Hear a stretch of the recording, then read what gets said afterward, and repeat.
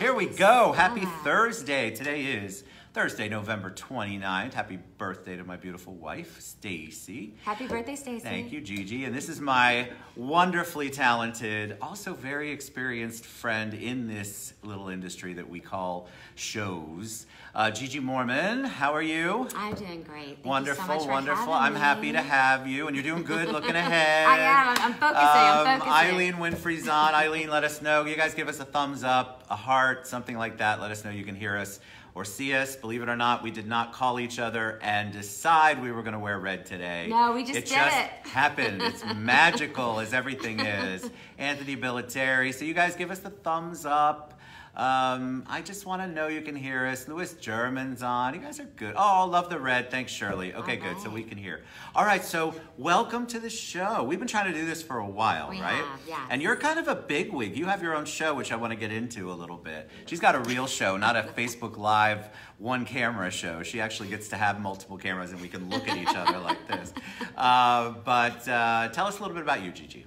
Okay, so about me. Originally from Brooklyn, New York. Born and raised, so I love my Brooklynites, love my New York City family. Grew up in a Caribbean household. Caribbean. So my mom is from Haiti. My dad is from Puerto Rico. We grew up speaking Creole, eating Haitian food, visiting Haiti as a child.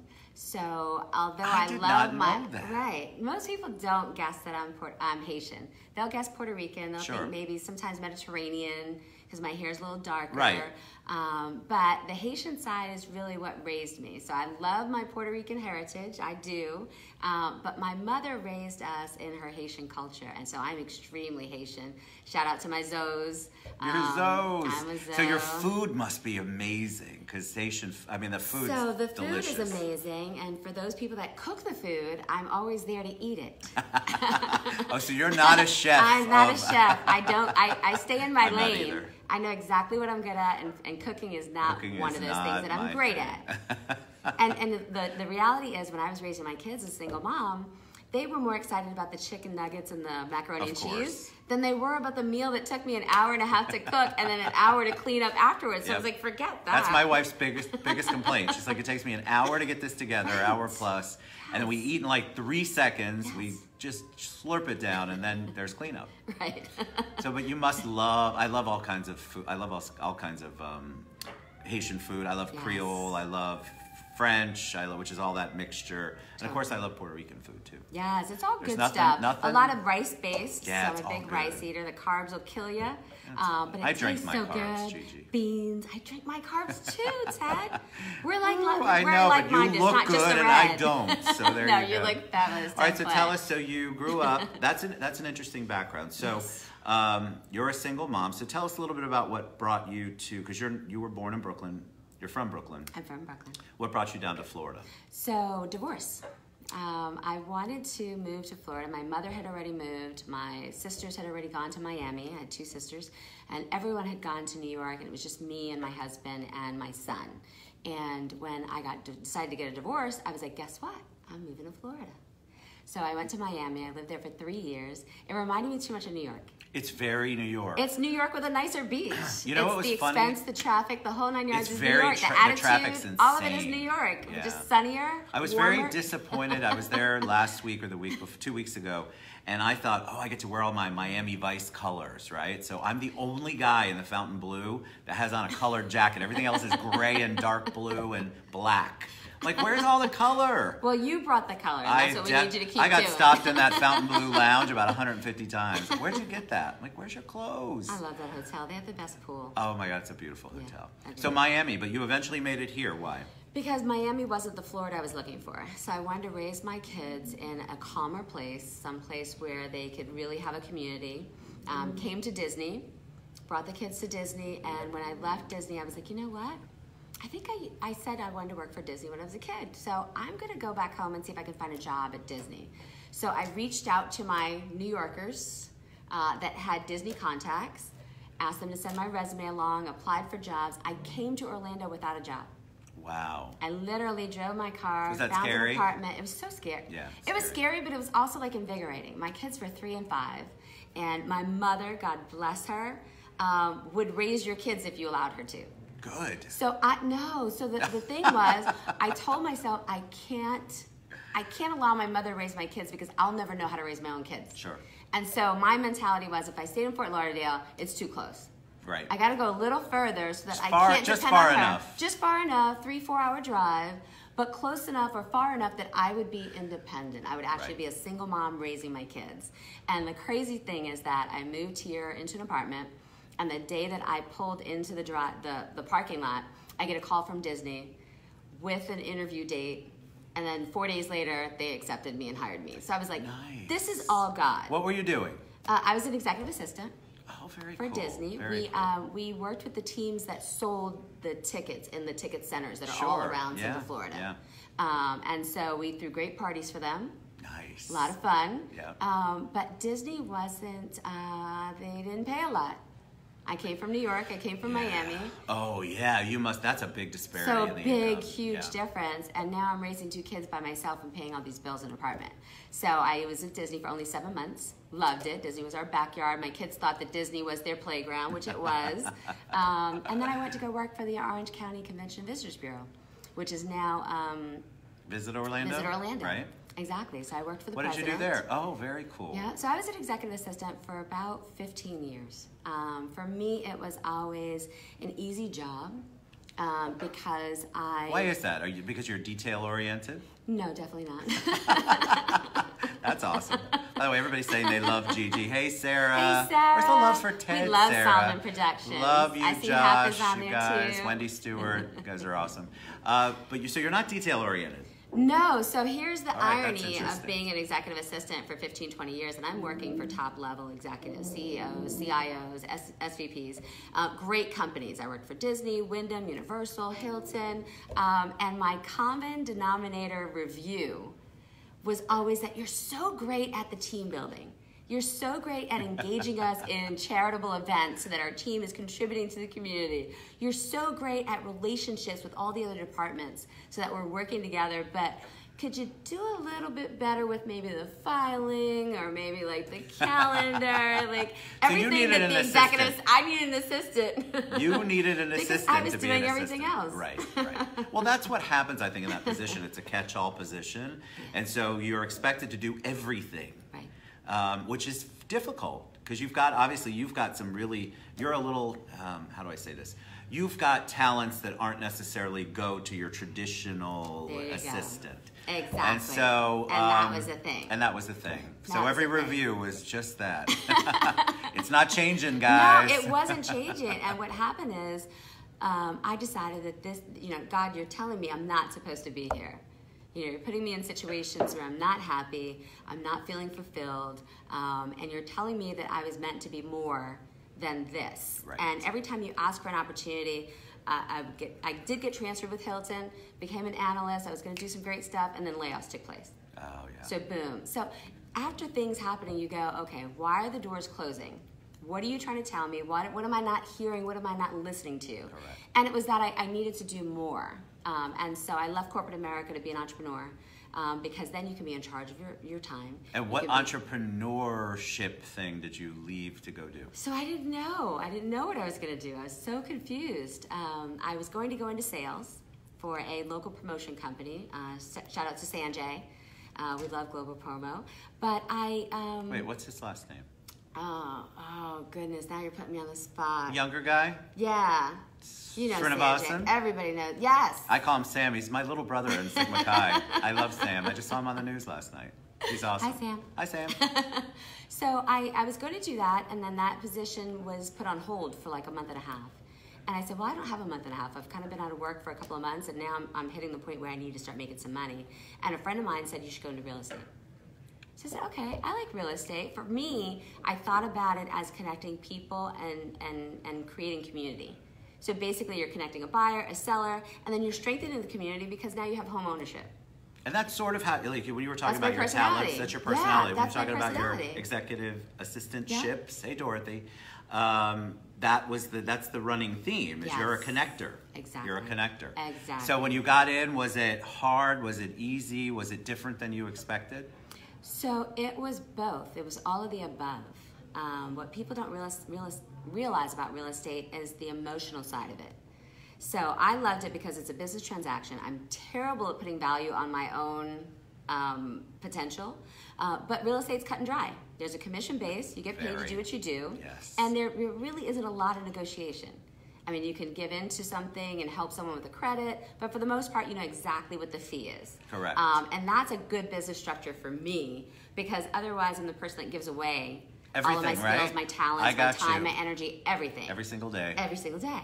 And I love sharing the advice. I love sharing information because I love when people pour into me. Yes. But if you do that and that's all you do, then you're broke and you can't take care of your 2 kids. Yeah, and you're depleted. And it's you're very depleted. difficult to do anything when you're constantly giving. Right. So how did you correct that? I started focusing more on real estate. So I kind of was doing it with my foot in and my foot out. Sure. Because I had my event management business, Raise Your Glass Promotions. You know how much I love that name. We're going to talk about that in a Wait, minute. what did we say? Here raise your glass. We're raising a Salud. glass. Salud. So I was doing both for probably the first 7 months that I had my license. And then someone said, Gigi, you have the network. You need to let them know what you're doing. You have to let them know what you're doing so that they can send you referrals. So for the last 3 years, my business has been built on referrals. The difference between a real estate agent is whether or not you trust them. You know, there are some that are in it just for the money, Right. just for the commission. Sure. And so they'll push you to purchase things that you don't want to purchase.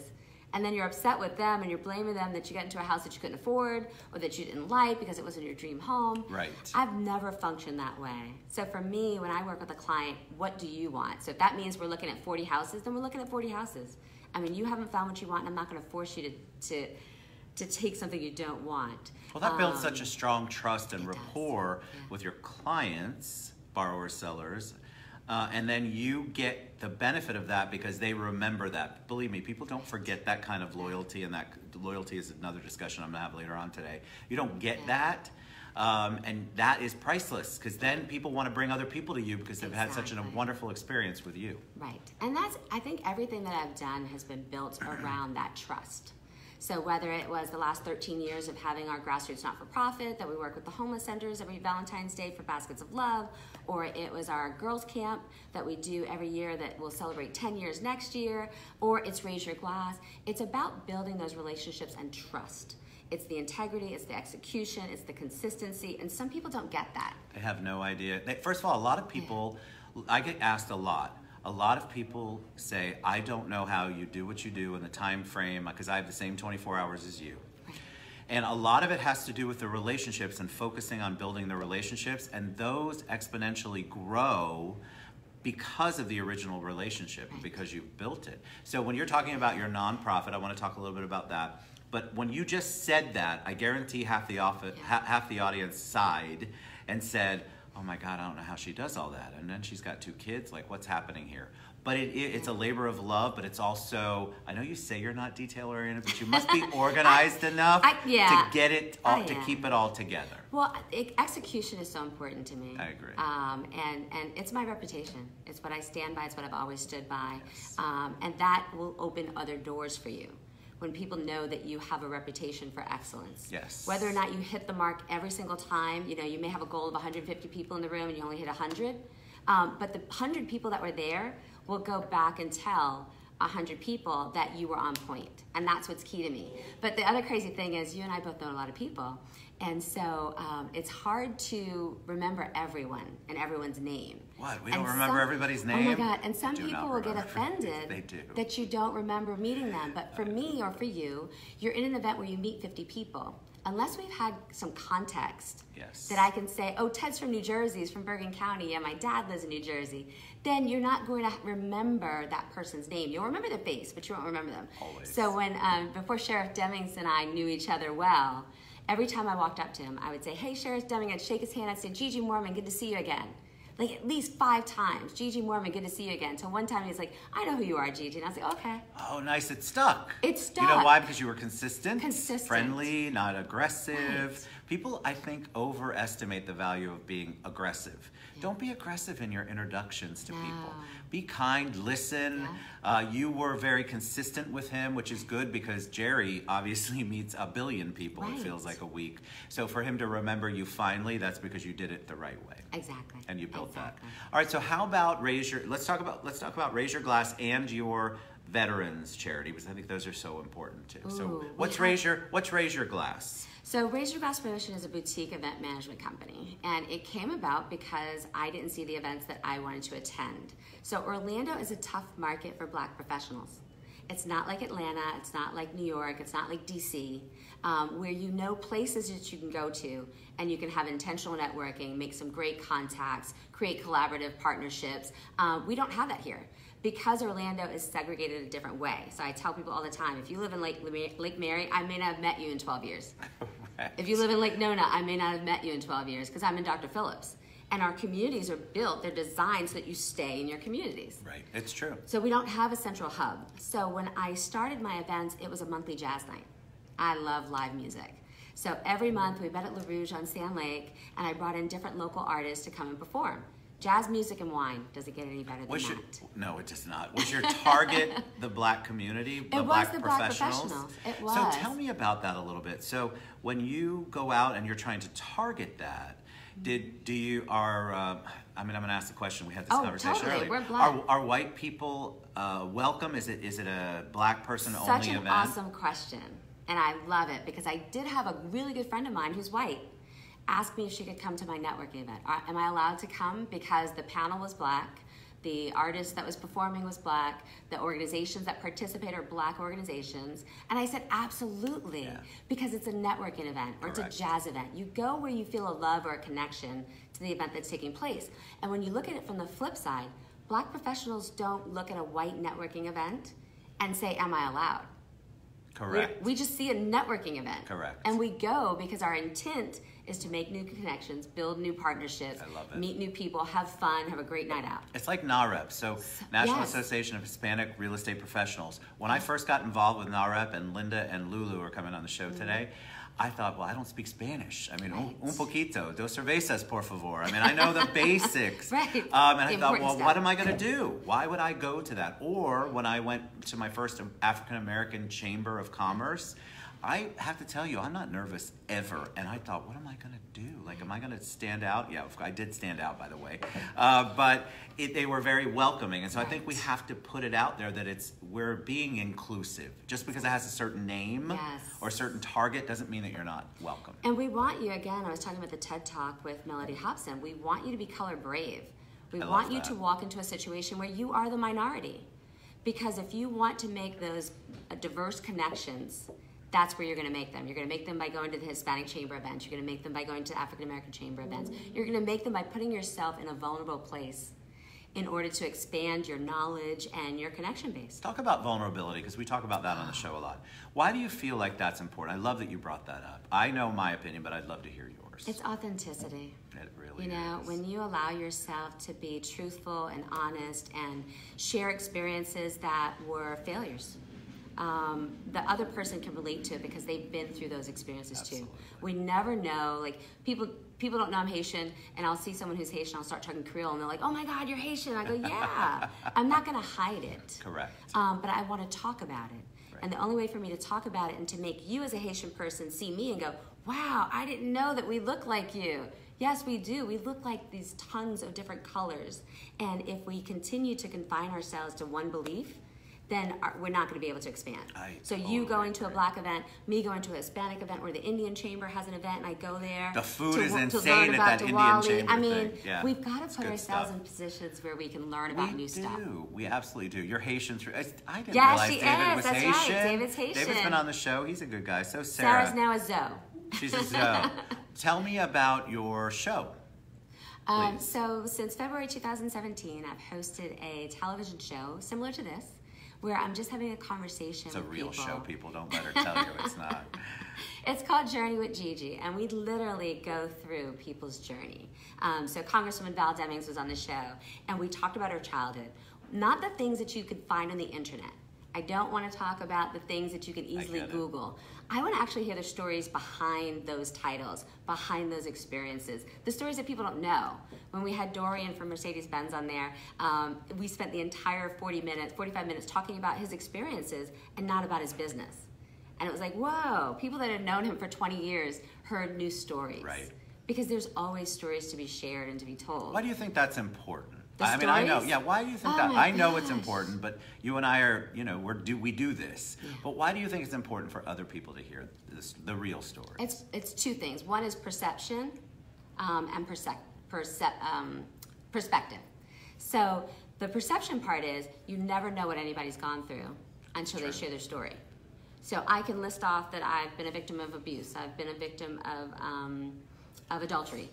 I have been through financial ruins. I have been through job loss. I've been through loss of a parent that, just killed me for like 4 months when my mom passed away. I've been through things, but when people see me outside and I'm just smiling and happy because I'm a Pollyanna, I always find the joy in a situation, they have no clue that I've been through some of the things that they've been through. And what a beautiful thing that you're willing to share it, because then most people go, gosh, I'm not alone. I've been through one of those things or many of those things. Yeah. And so to be able to be vulnerable like you are, and that brings on the authenticity. Craig Delahoy from the UK. What's up, buddy? UK. I love him. I think it's so important because people really do feel alone a lot of times. They don't know they don't believe that anybody else is going through it, so they keep it in and it boils and it festers and it's not a good thing. So for you to be able to share it, which is why the stories are important, the authenticity is important, is so good for other human beings. It's also good for us because it's cathartic. Yes. Every time I get to share my story, any part of it, it's cathartic for me, but it's also good for the audience. Right. You heal yourself. You do. When you share that experience. I remember my first pregnancy resulted in a miscarriage. Sorry. And thank you. And I found a book that talked about different women that have gone through miscarriages. And it talked about the percentages of first-time pregnancies that end up in miscarriages, which is close to 50%. But you would never know because people don't talk about having that miscarriage because it's such a personal and emotional experience. You wonder if you did something wrong, could you have done something different? But you start to talk about it. Michelle Obama just talked about having miscarriages. When other people hear that you've been through it too, and you're still standing, it's true. And you have children now, you've been able to have children after that experience, whether it was through adoption or in vitro, if you wanted to have kids, you had them, but just talking about that makes the other person feel so much better. There's some hope. John, you're right, this time of year sometimes hurts the most. A lot of times, this time, it definitely, I get nostalgic, yeah. I get more weepy than normal, but a lot of people who are alone or have bad memories of the holidays, it's a very, very difficult time for people. So to be able to open up, to be able to share that. Stacy and I lost 2 babies between our second and third child, and so she had to be on bed rest the first 2 were easy, the entire time with Hunter.